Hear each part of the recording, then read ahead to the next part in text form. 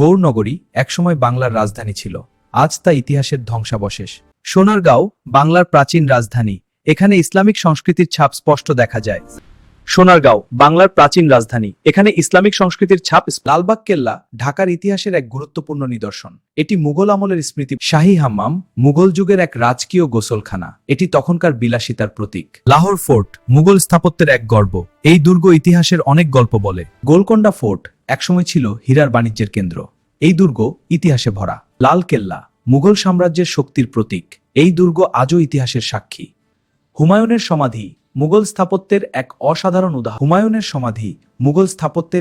অসাধারণ উদাহরণ। এখানেই শুরু হয়েছিল। লাল কেল্লা মুঘল সাম্রাজ্যের শক্তির প্রতীক, এই দুর্গ আজও ইতিহাসের সাক্ষী। কাজান ক্রেমলিন রাশিয়ায় ইসলামিক সংস্কৃতির এক গুরুত্বপূর্ণ কেন্দ্র। কাজান ক্রেমলিন রাশিয়ায় ইসলামিক সংস্কৃতির এক গুরুত্বপূর্ণ কেন্দ্র।